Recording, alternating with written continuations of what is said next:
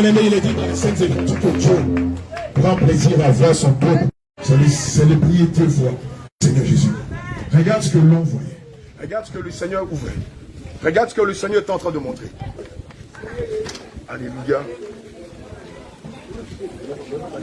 Gloire à Jésus. Pendant que tu étais en train d'adorer le Seigneur, je voyais que les cieux, les écluses des cieux étaient ouverts pour beaucoup. Alléluia. Puisque tu n'as pas regardé. Tu n'as pas regardé au temps. Tu n'as pas regardé à la pluie. Plusieurs d'entre nous ne sont pas venus aujourd'hui. Parce qu'ils se sont dit que comme il a plu, cela ne valait pas la peine. Ils sont en train de dormir. Mais toi, tu as bravé la pluie.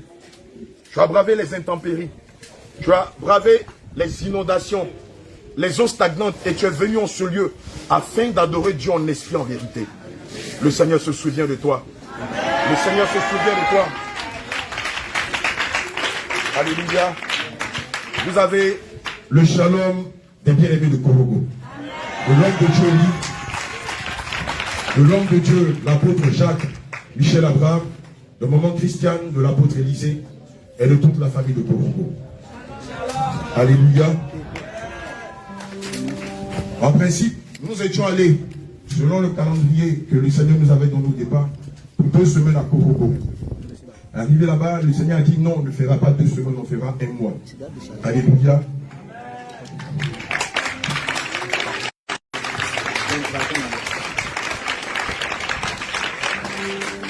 Korogo est un état dans un état. Alléluia. Je t'explique pourquoi. Parce que tout ce qui se fait à Korogo n'a absolument rien à voir avec les autres villes de Côte d'Ivoire.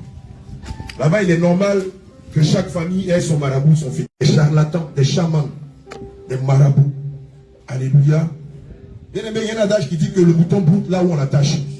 Effectivement, à Korogo, tous les jeunes Korogolais rêvent de rentrer dans les bois sacrés et de sortir Tosso. Et c'est pourquoi il y a eu beaucoup de choses que le Seigneur nous a demandé de faire à Korogo. En l'occurrence, détruire plusieurs sautères dédiés à Polo, dédiés au Wambele, dédiés à l'esprit de Nankrocha ou de Kondro. Alléluia. Je vous assure, oui, je sors de Korogo. Donc, tu as vu que mon langage a changé.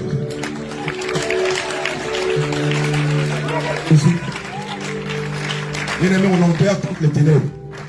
Et lorsqu'on est arrivé le premier jour, à l'entrée, c'est-à-dire au corridor principal de Korogo, le Seigneur nous a demandé de faire des prières de proclamation. Je vous assure, tous les soirs, toutes les nuits, il y a des combats, il y a des tirs contre nous. Alléluia, contre l'expédition que le Seigneur envoie à Korogo. Moi-même, t'as dit dans le dos, une vieille blessure que j'avais reçue quand j'étais gros bras. Et la plaie s'est rouverte. Amen. Et je me suis retrouvé dans une clinique où j'ai été interné pendant 1 jour. On m'a fait une radio. Une dame, une catholique, est venue me dire que j'avais l'un de mes os au niveau de la... Bon, le Seigneur ne m'a pas dit de venir tomber malade à Korogo. Il m'a demandé de moissonner des âmes pour lui. Et évidemment, j'ai révoqué son diagnostic et j'ai demandé à rencontrer le médecin en chef. Et quand le médecin en chef est arrivé, qu'il a lu ma radio, il m'a dit, c'est juste un disque qui est un peu fatigué. Vous avez besoin de repos. Vous avez besoin de beaucoup de repos et de prendre des médicaments. J'ai dit, ok, car cela le tienne. Mais moi, je ne peux pas admettre que je vienne à Korogo avec pour feuille de route de gagner des âmes pour le Seigneur Jésus et de me retrouver interné dans un hôpital jusqu'à ce qu'on me transporte ici à Abidjan. Alléluia. Et c'est comme ça que j'ai pris quelques jours de repos sur moi. J'ai pris les médicaments et je me suis remis à cheval. Alléluia.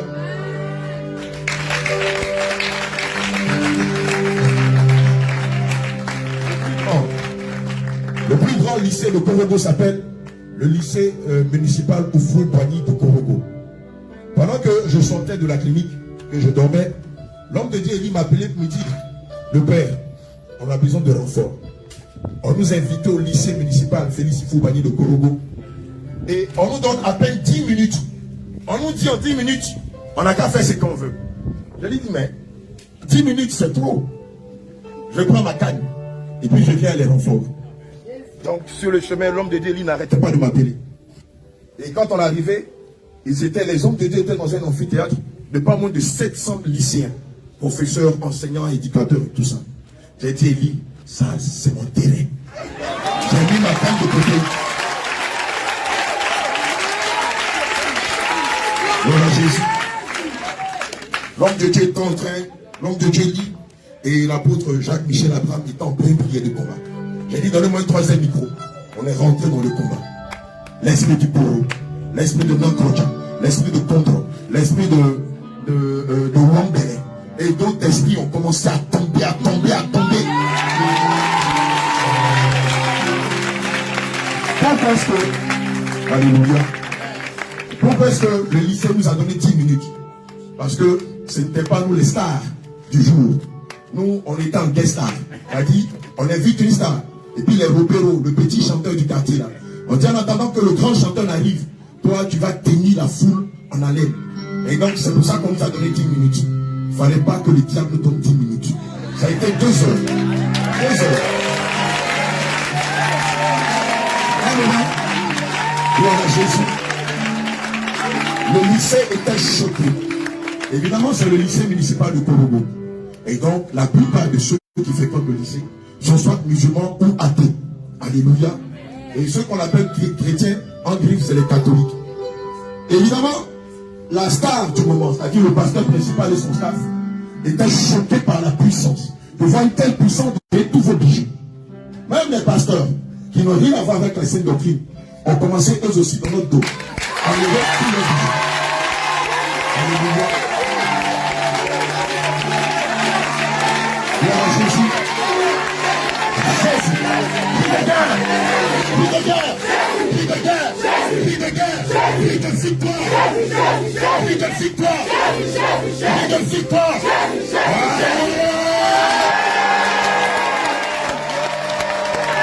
10 minutes, 15 minutes, 20 minutes, 30 minutes. Alléluia. Vous savez un moment, quand les pasteurs voient que l'onction que le Seigneur a mis en nous est différente de leur, mais tu n'as pas l'Esprit de Dieu. Un moment, tu envoies un petit mot. Homme de Dieu, 15 minutes. Alléluia. À un moment, c'est l'homme de Dieu qui a dit, bon, on est en train de bouffer leur temps, on va campagne. Il dit d'accord. Comme Dieu est le maître des temps et des circonstances, et que tout l'espace lui appartient, on est sorti. Quand on est sorti, le professeur qui a initié ce programme pour prier pour les élèves, il m'a approché, m'a dit, homme de Dieu, on a une grande croisade à organiser. On veut vous inviter.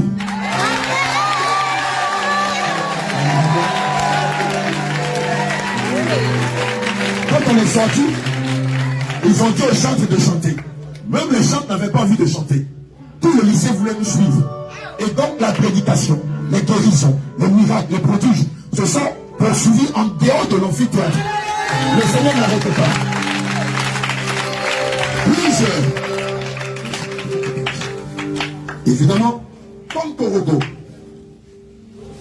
est sous le territoire du Allah et de l'esprit du Koro, les jeunes musulmans et musulmanes qui étaient dans le lycée nous ont approchés pour dire, on connaît de puissants dojos à Korogo. On connaît de puissants pratiquants de Nankroja à Korogo. Mais vous, on n'a jamais vu ça.